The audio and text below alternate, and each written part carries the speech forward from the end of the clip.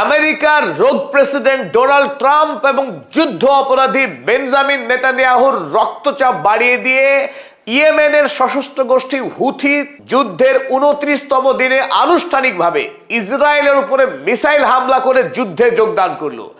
আর এর ফলে ইরান যুদ্ধ এক অনন্য মাত্রা পেল। যুদ্ধের শুরু থেকেই ইরান স্ট্রেট অফ হরমুজকে কবজায় রেখে গোটা পৃথিবীর জ্বালানি সংকট তৈরি করেছিল আমেরিকার বিরুদ্ধে কৌশলগত অবস্থান নিতে। আর তাতেই যখন পৃথিবীতে জ্বালানি সংকট এবং জ্বালানির দাম সীমাহীনভাবে বাড়তে চলেছে, অপরদিকে আজ হুথির এই যুদ্ধে যোগদান করার ফলে বন্ধ হতে চলেছে বাব আল মান্দাব, ইউরোপ, আমেরিকা তথা এশিয়ার বাণিজ্যের অন্যতম করিডর, অন্যতম রুট। সেই বাব আল মান্দাবে ইরান এবার তালা ঝুলিয়ে দিল। ফলে গোটা পৃথিবীর বাণিজ্য এই মুহূর্তে কমায়। পশ্চিমী দুনিয়ার হাতে আধুনিক প্রযুক্তি এবং সামরিক শক্তি থাকলেও সাগরের বাদশাহ ইরান। একদিকে স্ট্রেট অফ হরমুজ, অন্যদিকে বাব আল মান্দাব তালাবন্দি হওয়ার ফলে আমেরিকা এবং ইউরোপের এবার জোড়া সর্বনাশ। এই যুদ্ধের রাশ এই মুহূর্তে এখন ইরানের হাতে। ইরানের সঙ্গে মোকাবেলা করা পশ্চিমী দুনিয়ার পক্ষে অত্যন্ত দুরূহ কঠিন। তার দুটি কারণ। এক, সারা পৃথিবীর জ্বালানির জন্য অন্যতম সোর্স হচ্ছে মধ্যপ্রাচ্য। আর এই মধ্যপ্রাচ্য থেকে জ্বালানি বহন করে নিয়ে যাওয়ার ক্ষেত্রে যে দুটো চোখ পয়েন্ট, স্ট্রেট অফ হরমুজ এবং বাব আল মান্দাব, এই দুটি ইরানের নিয়ন্ত্রণে আছে। অপরদিকে বৈশ্বিক বাণিজ্য, ইউরোপ, আমেরিকা, আফ্রিকা এবং এশিয়া মহাদেশের যে বাণিজ্য পথ, সেই বাণিজ্য পথের সব থেকে নিকটতম পথই হচ্ছে ভূমধ্য সাগর হয়ে, সুয়েজ ক্যানাল হয়ে, লোহিত সাগর দিয়ে আমেরিকা ইউরোপের যে যোগাযোগ ব্যবস্থা, সেই যোগাযোগ ব্যবস্থাকে সম্পূর্ণরূপে মিসাইল হামলা চালিয়ে হুথি সুয়েজ ক্যানাল দিয়ে যে জাহাজ পারাপার করে তার সম্পূর্ণ বন্ধ করার সক্ষমতা রাখে ইরান পরিচালিত ইয়েমেনের এই সামরিক গোষ্ঠী হুথি। আর হুথির এই যুদ্ধে অংশগ্রহণ করার ফলে ইসরায়েলের বিরুদ্ধে প্রতিরক্ষামূলক যে যুদ্ধ ইরান লড়ছে, সেই যুদ্ধ কিন্তু মাল্টি ওয়ার ফ্রন্ট, অর্থাৎ একদিকে লেবানন, ইরাক, ইয়েমেন এবং ইরান নিজে, চার দিক থেকে আক্রমণ হতে শুরু করেছে ইসরায়েলের উপরে। ফলে ইসরায়েল এই মুহূর্তে অত্যন্ত বিপদের মধ্যে। বাব আল মান্দাব এতটাই সংকীর্ণ একটা স্ট্রেট, যার উপরে এই ইয়েমেনি হুথি গোষ্ঠীর সম্পূর্ণ নিয়ন্ত্রণ রয়েছে। তাই আজ থেকে বাব আল মান্দাব হয়ে, লোহিত সাগর হয়ে যে জাহাজ চলাচল করছিল এই যুদ্ধকালীন সময়ে, তা পুরোপুরি বন্ধ হওয়ার সম্ভাবনা। ফলে বিশ্বের বাজারে গ্যাস তেলের দাম আরো বাড়ার সম্ভাবনা এবং পৃথিবীর যে শেয়ার মার্কেট, আগামী সোমবার থেকে বিশ্ব শেয়ার মার্কেট হুড়মুড় করে পড়ার সম্ভাবনা। এই মুহূর্তে ডোনাল্ড ট্রাম্প অত্যন্ত বেকায়দায়। যখন ডোনাল্ড ট্রাম্প পরিকল্পনা করছিলেন ইরানে স্থলযুদ্ধ করবার, তার আগেই ইরান একদিকে 10 লক্ষ সৈন্যের বিরাট উপস্থিতি, অপরদিকে হুথি গ্রুপকে সক্রিয় করার মধ্যে দিয়ে ইরান আমেরিকাকে বুঝিয়ে দিল মধ্যপ্রাচ্যের উপরে তার কি ভয়ঙ্কর আধিপত্য রয়েছে, কি শক্তি রয়েছে। এই যুদ্ধ ক্রমশই আমেরিকার জন্য মরণ ফাঁদ হয়ে উঠছে। তারও প্রমাণ দিয়েছে ইতিমধ্যে ইরান। আজ সকালবেলায় কুয়েতের এয়ারপোর্টে হামলা চালিয়েছে, যে কুয়েত এয়ারপোর্ট হয়ে আমেরিকার সেনাবাহিনী পৌঁছানোর কথা ছিল ইরানের স্থলপথে যুদ্ধ করার লক্ষ্য নিয়ে। তাই এই মুহূর্তে গোটা মধ্যপ্রাচ্যে ইরান অপ্রতিরোধ্য শক্তি নিয়ে আমেরিকা এবং ইসরায়েলের বিরুদ্ধে যুদ্ধ শুরু করলো। আজ ইয়েমেনের এই হুথি গোষ্ঠীর পক্ষে ইয়াহিয়া সারি, যাকে আপনার স্ক্রিনে দেখছেন, ইনি হলেন হুথি গোষ্ঠীর মুখপাত্র। তিনি আনুষ্ঠানিকভাবে ভিডিও প্রকাশ করে জানিয়েছেন, ইরান আমাদেরকে আহ্বান করেছে এই মুহূর্তে যুদ্ধে অংশগ্রহণ করতে। তাই হিজবুল্লাহ এবং ইরাকি পিএমএফ গোষ্ঠীর পর ইয়েমেনের হুথি আনুষ্ঠানিকভাবে ইসরায়েল এবং আমেরিকার বিরুদ্ধে ইরানের হয়ে এই যুদ্ধে অংশগ্রহণ করলো।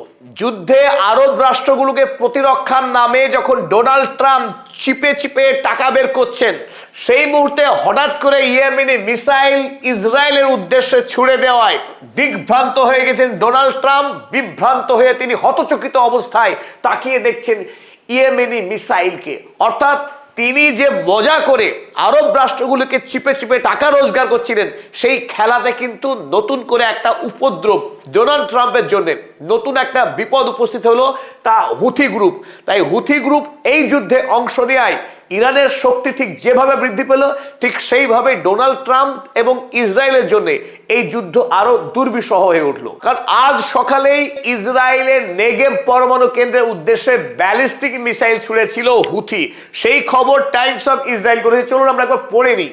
Houthis claimed responsibility for ballistic missile attack on Israel this morning.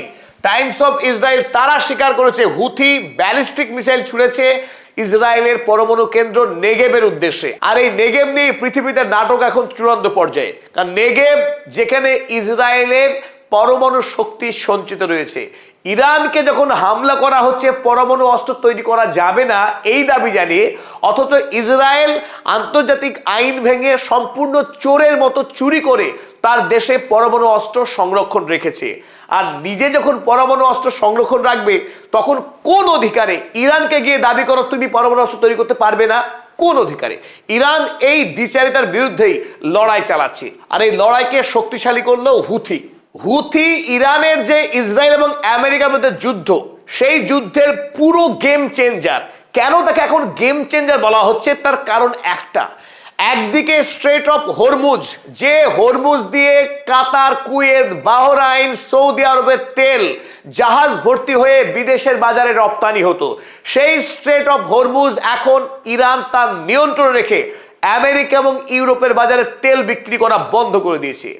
আর এতদিন পর্যন্ত যে বাব আল মান্দাব পৃথিবীর দ্বিতীয় বৃহত্তম রুট খোলা ছিল, সেই রুট এবার বন্ধ হতে চলেছে। কারণ ইয়েমেনের নিয়ন্ত্রণে আছে এই বাব আল মান্দাব স্ট্রেট, এই বাব আল মান্দাব দরজা। তার এই দরজায় তালা পড়লে তালা পড়বে ইউরোপে, তালা পড়বে আমেরিকায়।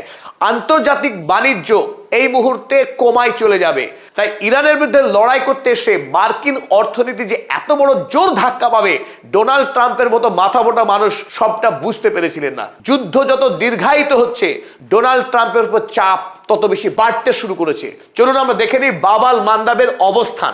গোটা পৃথিবীর বাণিজ্যের ক্ষেত্রে সুয়েজ ক্যানাল অত্যন্ত গুরুত্বপূর্ণ, কারণ আরব সাগর, লোহিত সাগর, সুয়েজ ক্যানালের পর ভূমধ্য সাগর হয়ে অতি অল্প সময়ের মধ্য দিয়ে ইউরোপ এবং আমেরিকার মধ্যে পণ্য পরিবহন হয়। অর্থাৎ গোটা পৃথিবীর সমুদ্র বাণিজ্যের ক্ষেত্রে এই লোহিত সাগর হয়ে সুয়েজ ক্যানেল পার করে ভূমধ্য সাগর পেরিয়ে এই দিক দিয়ে সোজা আমেরিকা, এটাই পৃথিবীর বাণিজ্যের শর্টকাট রুট। এবার যেহেতু এইখানে হুথির বাস, এই ইয়েমেনের এই গোটা অঞ্চলে হুথির নিয়ন্ত্রণ রয়েছে, তাই যেখানে বাব আল মান্দাব সমুদ্র মাত্র 26 কিলোমিটার চওড়া, আর এই 26 কিলোমিটারের মধ্যে মাত্র 6 কিলোমিটার পথ দিয়ে জাহাজ চলাচল করে। এই 6 কিলোমিটার পথকে অনায়াসে এই হুথি গোষ্ঠী মিসাইল হামলা চালিয়ে, ড্রোন হামলা চালিয়ে বন্ধ করে দিতে পারে। ফলে যখন স্ট্রেট অফ হরমুজ বন্ধ হয়ে রয়েছে, আরব দেশের তেল বিদেশে যাতায়াত করতে পারছে না, তখন এই সময় বাব আল মান্দাব এই স্ট্রেটও যদি বন্ধ হয়ে যায়, সারা পৃথিবীতে যত বাণিজ্য হয়, জিনিসপত্রের আদান প্রদান হয়, তার 12% পণ্য কেবলমাত্র এই বাব আল মান্দাব দিয়েই যাতায়াত করে। অন্যদিকে ফিনিশ প্রোডাক্ট তার 30% পরিবহন হয় এই বাব আল মান্দাব দিয়ে।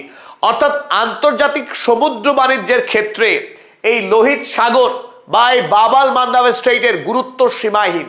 আর সেই বাব আল মান্দাব এখন বন্ধ হওয়ার পথে।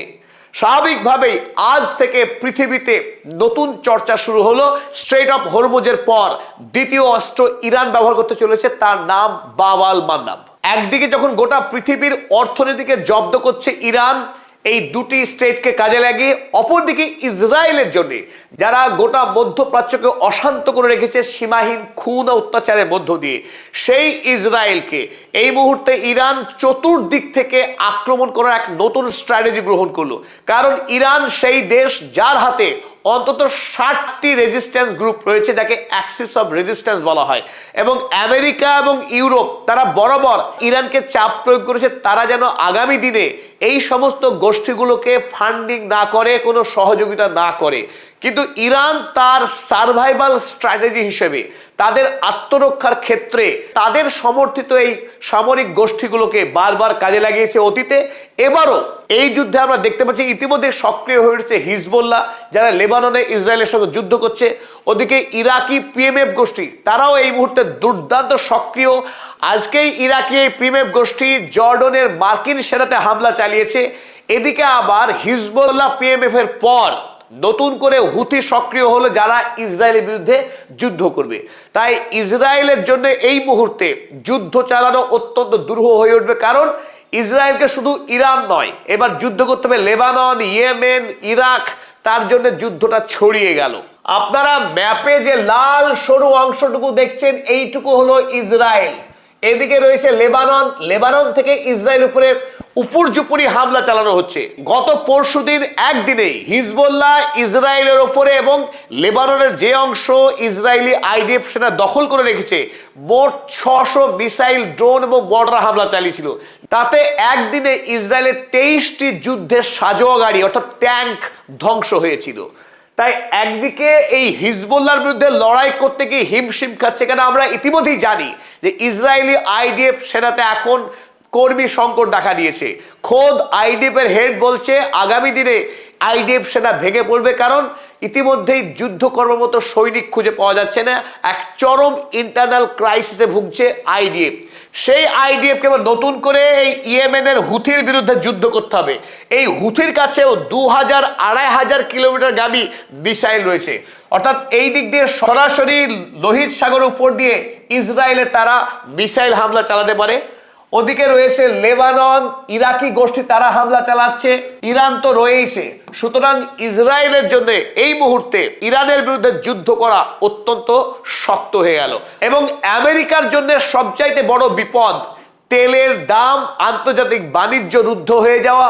ফলে বেশি দিন ইরানের বিরুদ্ধে যুদ্ধ আমেরিকার পক্ষে চালিয়ে যাওয়াটা কতটা স্বাস্থ্যকর হয় তা দেখার অপেক্ষায় আমরা। যারা এখনো পদাতিক চ্যানেল সাবস্ক্রাইব করেননি তাদেরকে আরো একবার অনুরোধ, আপনারা পদাতিক চ্যানেল সাবস্ক্রাইব করুন, লাইক, শেয়ার, কমেন্ট করুন। সকলকে ধন্যবাদ সঙ্গে থাকার জন্য।